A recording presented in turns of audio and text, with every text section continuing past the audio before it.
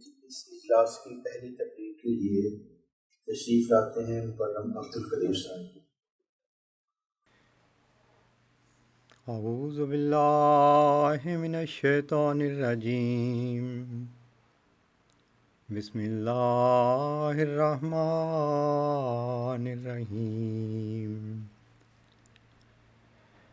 الحمد للہ رب العالمین، الرحمن الرحیم، مالک یوم الدین، ایاک نعبد و ایاک نستعین، اہدنا الصراط المستقیم، صراط الذین انعمت علیہم غیر المغضوب علیہم ولا الضالین۔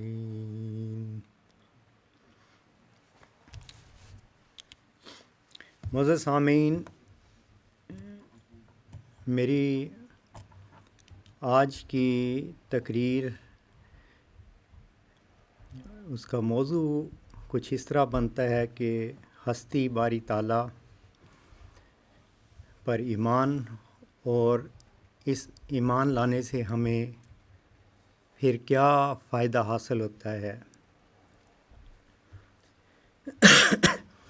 یہ عنوان اس لیے چنا کہ کچھ عرصہ سے میری بعض دوستوں سے واٹس ایپ پر اس ایشو پر بات ہوتی رہی، تو وہی باتیں میں یہاں پر آپ کے سامنے پیش کرنا چاہتا ہوں۔ ہمارے پاس جو خدا تعالیٰ نے یا ہمارے پاس جو صلاحیتیں دی گئی ہیں، اس میں سب سے بڑی صلاحیت یہ ہے کہ ہم تجزیہ کر سکتے ہیں، یعنی انسان کو یہ قوت دی گئی ہے کہ وہ تجزیہ کرتا ہے، شعوری طور پر اپنے علم میں اضافہ کرتا ہے اور ایک بہتر رائے اسے حاصل ہو جاتی ہے۔ اب اسی چیز کو، جو علم ہم حاصل کرتے ہیں، اس کو ہم نے دو حصوں میں تقسیم کر دیا ہے۔ ایک حصہ ہے جسے ہم سائنس کہتے ہیں، اور ایک حصہ ہے جسے فلسفہ کہتے ہیں، اور ان دونوں میں فرق یہ ہے کہ سائنس کی روح سے وہ علوم ہیں جو ہم تجربے سے ثابت کر سکتے ہیں،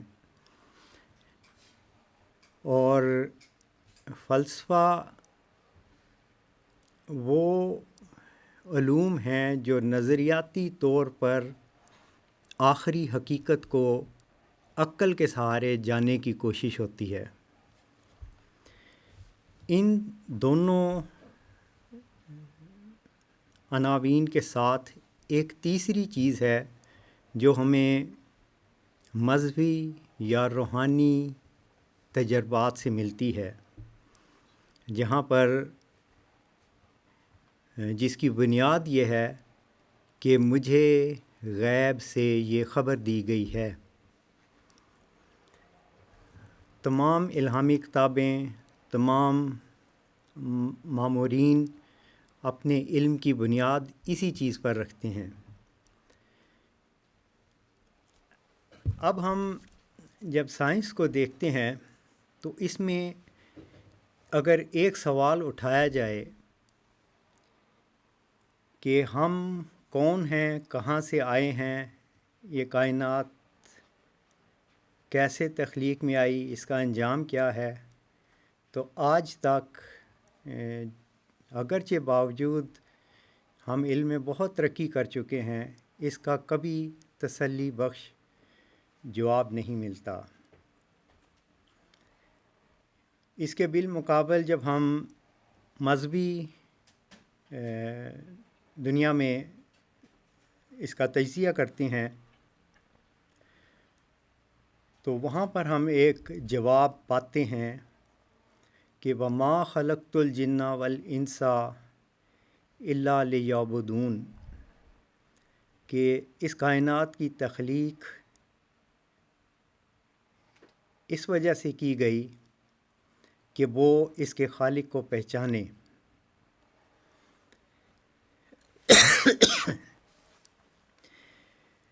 اب شعوری طور پر ہم یہ ضرور دیکھ سکتے ہیں کہ اس کائنات کا کوئی خالق ہونا چاہیے، ایک امکانی بات ہماری عقل تسلیم کر سکتی ہے، لیکن جو الہام ہے وہ اس کو مزید آگے بڑھا دیتا ہے۔ اس بندے کو جو ملہم ہے، جس پہ الہام ہوا ہے، باقی سب کا علم الیقین تک رہتا ہے کہ اس بندے نے یہ بات کی تھی، یہ اس طرح پوری ہو گئی، ہمارا شعور اس کو مان لیتا ہے۔ اچھا، اب ہم اس کو تھوڑا سا اور آگے لے کے جاتے ہیں، تو میں جب تجزیہ کرتا ہوں تو میں یہ دیکھتا ہوں کہ ہم لوگوں نے وہ الہامات جو رسول کریم صلی اللہ علیہ وسلم کو ہوئے تھے، اس کی روشنی میں حضرت مرزا غلام احمد قادیانی علیہ السلام کو مانا، اور جب ہم حضرت مرزا صاحب کے الہامات دیکھتے ہیں تو ان کو میں دو حصوں میں تقسیم کرتا ہوں۔ ایک حصہ وہ ہے جو کہ ان کی زندگی میں انہوں نے ایک بات کی کہ مجھے خدا نے یہ غیب سے خبر دی ہے، اور وہ اس وقت یا کچھ عرصے کے بعد پوری ہو گئی، بالکل واضح تھی۔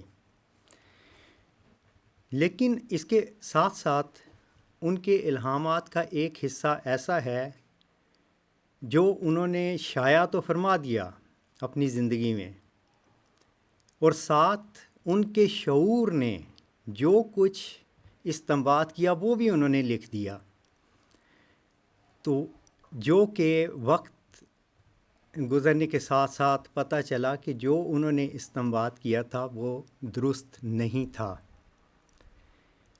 میرے نزدیک ہستی باری تعالیٰ کی یہ ایک بہت بڑی دلیل ہے کہ ان کا استنباط غلط ثابت ہوا، کیونکہ میں ایک مثال دیتا ہوں۔ اگر علمی دنیا، شعوری دنیا، سائنس کی دنیا میں ایک سائنٹسٹ یہ کہتا ہے کہ میں نے اس کائنات کی یہ حقیقتیں معلوم کی ہیں، یہ میں نظریہ آپ کے سامنے پیش کر رہا ہوں، اور وہ کچھ عرصہ کے بعد وہ نظریہ ثابت ہو جاتا ہے۔ اس کی بڑی سادہ مثالیں ہیں۔ مثلا ڈاکٹر اسلام نے 4 فورسز کو اکٹھا کر کے کہا تھا کہ یہ 3 ہیں، الیکٹرو میگنیٹک اور ویک نیوکلیئر فورس ایک ہی چیز ہے۔ وہ تجربات نے ثابت کر دیا کہ یہ ایسے ہی ہے۔ اسی طرح آئنسٹائن نے 1915 میں گریویٹیشنل ویوز کا تصور دیا تھا کہ جب 2 بڑے ستارے ایک دوسرے کے قریب آتے ہیں اور مدغم ہونے والے ہوتے ہیں تو اس وقت یہ ویوز پیدا ہوتی ہیں، اور پورے 100 سال بعد وہ چیز تجرباتی طور پر ثابت ہو گئی، یعنی سائنس کا ایک حصہ بن گئی۔ کیونکہ شروع میں میں نے کہا تھا کہ سائنس کی تعریف ہی یہی ہے کہ جو آپ تجربے سے ثابت کر سکیں۔ اگر حضرت مسیح موعود علیہ السلام نے جو اپنے الہامات بیان کیے تھے، اگر وہ اسی طرح پورے ہو جاتے تو یہ آج ہم کہہ سکتے تھے کہ جس طرح سائنٹسٹ اپنے تحقیق کرتے ہیں اور وہ اپنے وقت پر پوری ہو جاتی ہیں، یہ ان کی ذاتی سوچ ہو سکتی تھی، لیکن ایسا نہیں ہوا۔ اس سے پتہ چلتا ہے کہ جو کچھ انہوں نے سوچا تھا وہ ان کا شعور تھا، ان کی اپنی عقل تھی، اور جو کچھ خدا سے مل رہا تھا، جس کو انہوں نے بالکل بغیر کسی ہچکچاہٹ کے دلیری سے شائع کیا تھا کہ مجھے غیب سے یہ خبر دی گئی ہے، ان دونوں میں تضاد ہونا بتاتا ہے کہ ان کے ذہن کی اپنی سوچ تھی اور خدا تعالیٰ سے جو خبر آ رہی تھی وہ کچھ اور تھی۔ اب ان کی میں چند ایک مثالیں دیتا ہوں تاکہ وہ چیز واضح ہو جائے کہ کیا فرق تھا ان کی اپنی سوچ میں اور غیب سے خبریں جو آ رہی تھیں۔ اس میں سب سے پہلا میں ان کا ایک الہام بیان کرتا ہوں جو تذکرہ کے صفحہ نمبر 4 پہ لکھا ہوا ہے۔ اس میں حضرت مسیح موعود علیہ السلام تحریر فرماتے ہیں کہ خدا نے مجھے یہ الہام کیا. اب وہ الہام کیا ہے؟ اس کا ایک جملہ ہے فَإِنَّ وَقْتِي قَدْ جَاءَ، کہ تیرا وقت قریب آ گیا ہے. یہ خدا کا الہام ہے. اس کے اوپر حضرت مسیح موعود علیہ السلام نے لکھا ہے، میں نے ایک دفعہ ایام جوانی میں اور جب کہ کھیل کود کے اسباب کی طرف تباہی کا میلان ہوتا ہے، رویا میں دیکھا کہ میں ایک مکان کے اندر داخل ہوا جس میں میرے خادم اور نوکر چاکر موجود ہیں. میں نے انہیں کہا کہ میرے مکان کو درست اور میرے بستر کو پاک صاف کرو، کیونکہ اب میرا وقت آ گیا ہے. اس کے بعد میری آنکھ کھل گئی.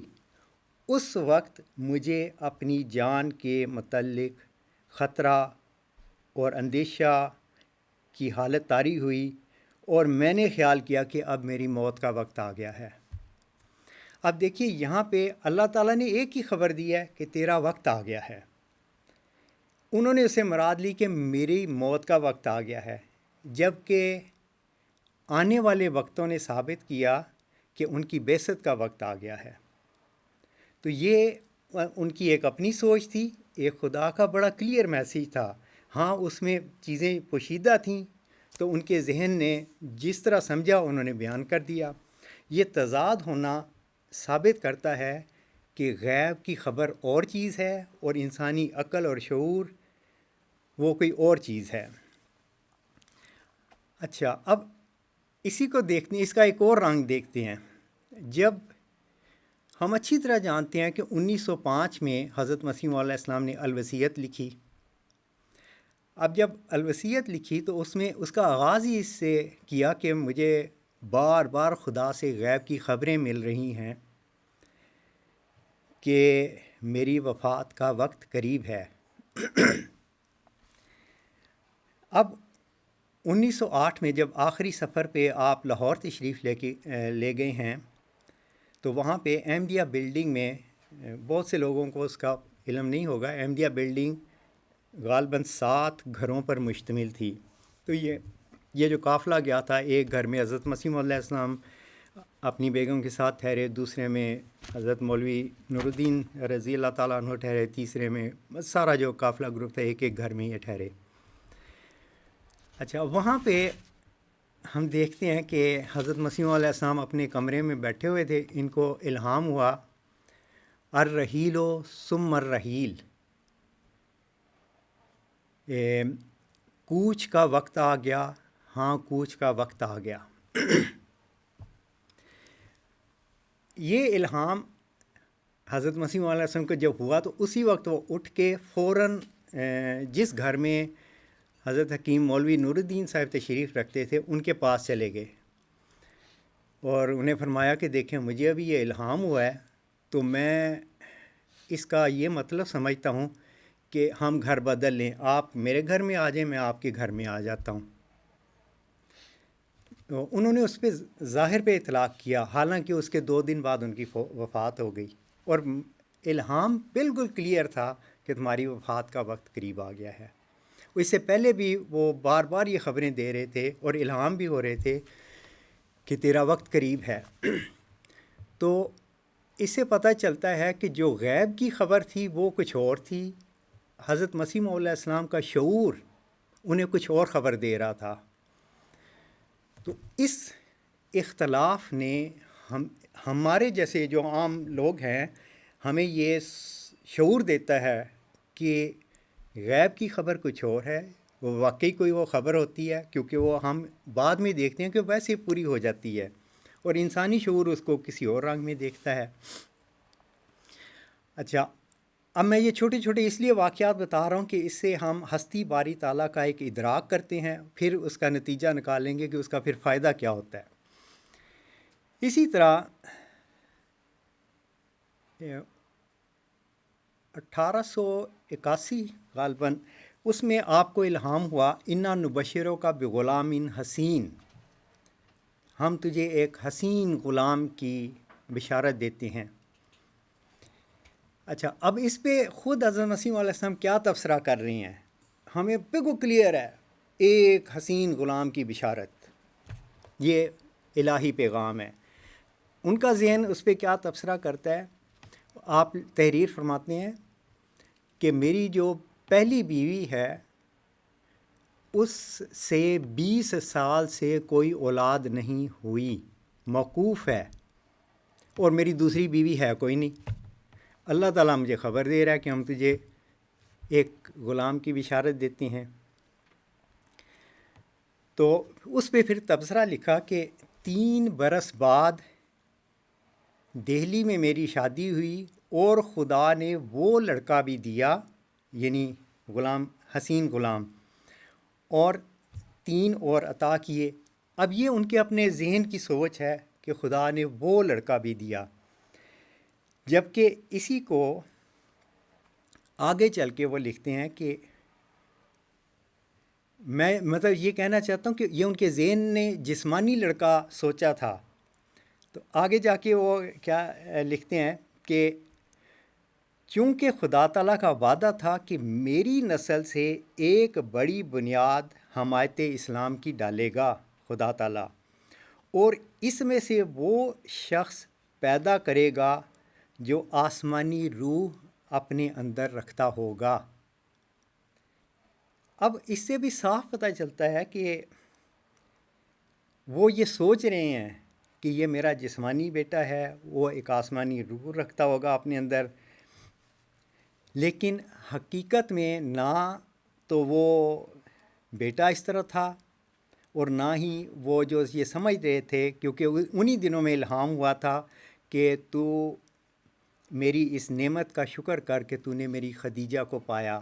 اب خدیجہ سے بھی وہ مراد اپنی بیوی لے رہے تھے، جبکہ بعد میں آنے والے الہامات مزید کھولتے گئے کہ اس سے مراد تو ہے ہی جماعت۔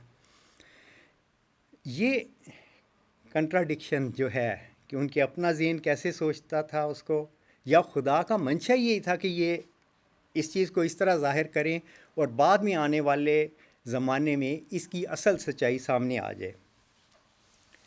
اسی طرح آپ نے ایک زمانے میں جب انجام آتم لکھی تھی، اس میں رسول کریم صلی اللہ علیہ وسلم کی اس حدیث کہ وہ مسیح جب آئیں گے شادی کریں گے، ان کی اولاد ہوگی، اور اس کا اطلاق محمدی بیگم پر کر دیا تھا کہ اس میں سے وہ میرا بیٹا پیدا ہونا ہے، مبارک وجود، جو وہ نہ وہ شادی ہوئی تو بچہ کہاں سے آنا تھا۔ یہ اس طرح کے کافی سارے الہامات ہیں جو اگر ہم تجزیہ کریں، جہاں پر پتہ چلتا ہے کہ انسانی شعوری بلندی کتنی بھی ہو وہ اور ہے، الہام اور چیز ہے۔ اچھا، اب یہ جب میں ان باتوں کو اپنے گروپ میں ڈسکس کر رہا تھا تو اس پر ایک دوست ہے، اس کا میں آپ کو، اس نے جو مجھے کلپ بھیجا وہ سناتا ہوں، وہ کافی انٹرسٹنگ ہے۔ وہ لکھتے ہیں کہ اللہ تعالیٰ کو اس گھمن گیری ڈالنے کی ضرورت کیا ہے؟ ایسے چکر کیوں دیتا ہے کہ ایک شخص کو پہلے ایک بات بتاتا ہے تو اس کے بعد وہ کہتا ہے کہ نہیں، جو میں نے تمہیں بات بتائی تھی وہ اس طرح نہیں ہے بلکہ اس طرح ہے۔ تو ایک ہی وقت میں جب اس ملہم کو پتہ چل گیا کہ یہ کچھ غلطی ہوئی ہے تو خدا نے کیوں اس کو پھر یہ نہیں بتایا کہ بھئی تم نے یہ غلطی کی ہے، اس کو کیوں ایسے ہی چھوڑ دیا؟ اس میں میں ان کی تحریر پڑھ کے بتاتا ہوں۔ لکھتے ہیں، اچھا قدیر بھائی، چلیے میں تھوڑی دیر کے لیے مان لیتا ہوں کہ جب حضرت مسیح موعود علیہ السلام الہام کی غلط تشریح کر رہے تھے تو کیا اللہ تعالیٰ کو بھی پتہ نہیں چلا کہ یہ غلط تشریح فرما رہے ہیں؟ آگے اس نے سوالیہ نشان ڈال دیا ہے۔ پھر لکھا ہے، پھر کیا اللہ میاں کو یہ بھی معلوم نہ تھا کہ 100 سال کے بعد ملہم کی پیش گوئی کی تشریح غلط ہو جائے گی؟ تو پھر اس وقت اللہ دوبارہ سے الہام کر کے اس نے ان کی تشریح کو درست کیوں نہیں کروا دیا؟ کیا اللہ کو واقعی اس بات کا علم نہیں تھا کہ اس کے ملہم کو غلط ثابت کر دیا جائے گا؟ یعنی حضرت مسیح علیہ السلام نعوذ باللہ جھوٹے ثابت ہو جائیں گے۔ تو اگر تو خدا لا علم تھا تو پھر وہ علیم اور خبیر کیسے ہوا؟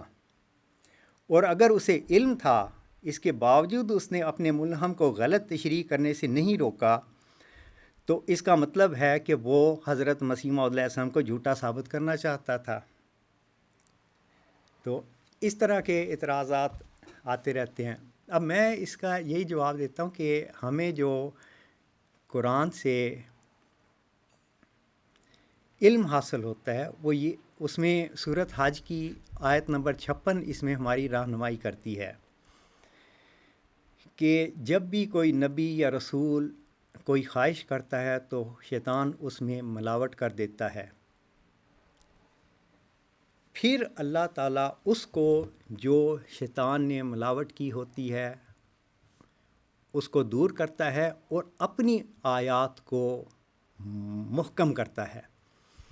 یہ اس سے ہمیں پتہ چلتا ہے کہ واقع ہی ایک حکمت کے ساتھ یہ کیا جاتا ہے، یعنی یہ حضرت مسیح علیہ السلام نے اگر یہ کی تھیں، اگر ان کے ذہن نے، ان کے شعور نے ان کا یہ بھی تشریح کی تھی، تو وہ خدا نے ایک حکمت سے ان سے کروائی تھی تاکہ جھوٹوں کا جھوٹ ثابت کرے اور سچ جو خدا کے ہاں منظور تھا اس کو آئندہ زمانے میں ظاہر کر کے الہام اور اپنی ہستی کو منوائے۔ ہم ان تغیرات میں خدا تعالیٰ کی ہستی کا چہرہ دیکھتے ہیں کہ وہ کس طرح اپنے آپ کو منواتا ہے۔ جب کوئی اس کی بات پوری ہوتی ہے تو ہمیں پتہ چلتا ہے کہ یہ الہام میں یہ خبر دی گئی تھی۔ یہ تو تھا اس کا تھوڑا سا پس منظر۔ اب جب ہم یہ جیسے کہ حضور بھی کہتے ہیں کہ ورچو از گاڈ، ہر کائنات کی تخلیق میں ایک غایت ہے، یعنی خدا تعالیٰ، اس غایت کے مضمون کو سمجھنے کے لیے بھی جو میں اپنے رنگ میں پھر حضور سے ڈسکس بھی کر کے پوچھ لیتا ہوں، بڑی سادہ سی مثال آپ کے سامنے رکھتا ہوں۔ مثلا ہمارے اندر ایک چیز ہے خوف،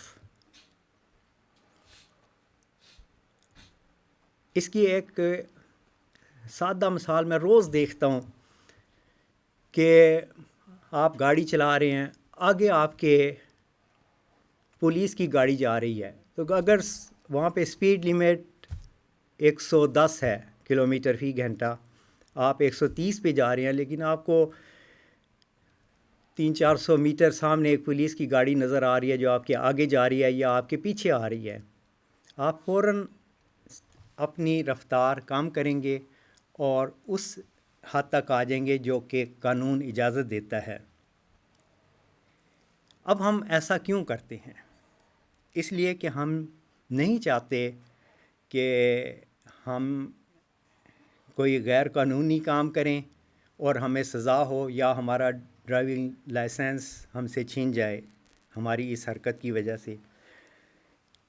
یا اس کو اس طرح دیکھ لیں کہ جیسے اسپیڈ کیمرہ لگے ہوتے ہیں، تو اگر ہم بہت تیز بھی جا رہے ہیں تو جہاں کہیں ہمیں پتہ ہوتا ہے کہ یہاں کیمرہ ہے، اس کے پاس پہنچنے سے پہلے ہم گاڑی کی رفتار آہستہ کر دیتے ہیں، اور وہاں پہ بھی وہی اس کی وجہ ہوتی ہے اگر ہم اس کو کھنگالیں کہ ہم نہیں چاہتے کہ ہمیں جرمانہ ہو یا ہمارا لائسنس ہم سے لے لیا جائے۔ اب ٹرینڈ یہ بن گیا ہوا ہے کہ لوگ اتنا ان کو پتہ ہے کہ یہاں کیمرے لگے ہیں، وہاں کیمرے لگے ہیں، تو ویسے وہ اوور سپیڈنگ کریں گے، لیکن جب وہاں پہ پہنچیں گے تو قانون کی پابندی شروع کر دیں گے۔ تو اس دفعہ جب میں لندن گیا تو وہاں گیٹ وے ایئرپورٹ سے اتر کے ڈاکٹر مقصود صاحب کے ساتھ جا رہا تھا، تو وہاں ایک سائن لگا ہوا تھا ایوریج سپیڈ کیمرہ۔ میں نے ان سے ڈاکٹر صاحب سے پوچھا کہ یہ اس کا کیا مطلب ہے؟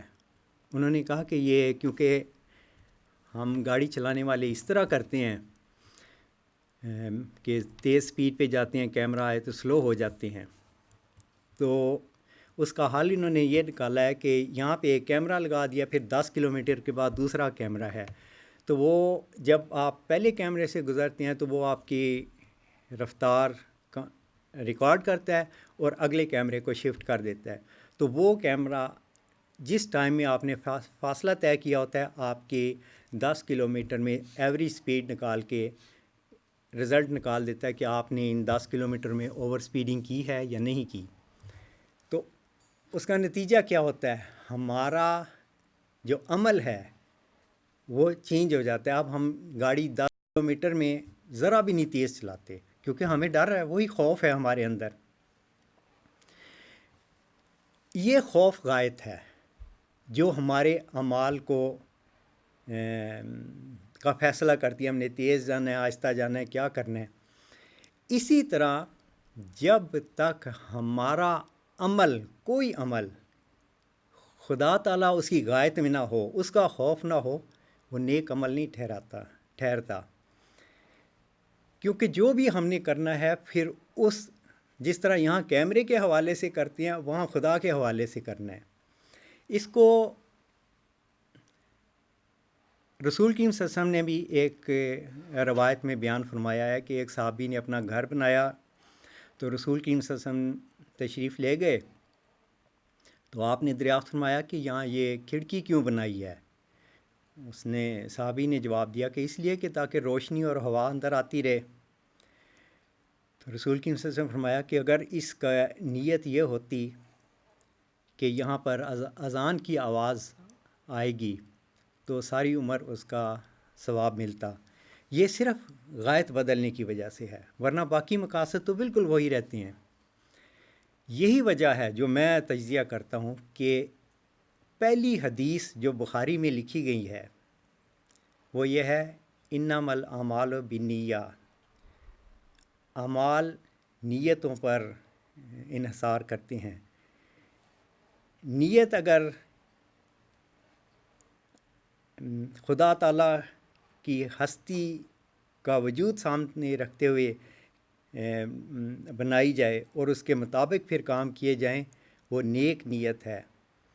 اور یہی سارا اسلام کا زور اسی پر ہے، ہر کام میں اللہ تعالیٰ کے حوالے سے دیکھا جائے. اب اس کا دوسرا حصہ میں لیتا ہوں کہ اس کا فائدہ کیا ہوتا ہے. پھر اگر ہم مان بھی لیں کہ ہمارے تمام اعمال اللہ کے حوالے سے ہونے چاہیے، تو اس سے فرق کیا پڑتا ہے؟ اس سے بہت بڑا فرق پڑتا ہے. مثلاً اب ہم یہ دیکھتے ہیں کہ جب قرآن یہ ہمیں تعلیم دیتا ہے انا کا اللہ تجوع فیہا ولا تارا و انا کا لا تزمع فیہا ولا تضحا، کہ اس سوسائٹی میں کوئی شخص نہ بھوکا رہے، نہ ننگا رہے، نہ پیاسا رہے، نہ دھوپ میں جلے. یعنی جس کو ہم دوسرے لفظوں میں، سادہ لفظوں میں کہتے ہیں کہ روٹی، کپڑا، مکان اور صاف پانی میسر ہو. یہ ذمہ داری اللہ کے حکم کے تحت حاکم وقت کی ہے. اب ایک فرق ذہن میں رکھیں، قرآن کریم میں حضرت نوح کے زمانے سے لے کر، میں حضرت آدم کو دانستہ چھوڑ رہا ہوں کیونکہ یہ آیت حضرت آدم کی نسبت بیان کی گئی ہے، باقی سب نے جب بھی قوم کو مخاطب کیا ہے وہ یہ کہا ہے اے قوم اللہ کی عبادت کر. لیکن حضرت آدم کی نسبت یہ جملہ آپ کو سارے قرآن میں نہیں ملے گا. اس کی وجہ یہ ہے کہ وہاں بنیادی حقوق کی بات کی ہے انہوں نے. پہلے بنیادی حقوق دو، اس کے بعد ان کو اللہ تعالیٰ کی طرف لاؤ. اچھا، اب ہم یہ اس کو دیکھتے ہیں کہ 57 اسلامی ممالک ہیں. آپ تجزیہ کر کے دیکھ لیں، 57 اسلامی ممالک میں کہیں بھی اس آیت کا اطلاق نہیں ہوتا.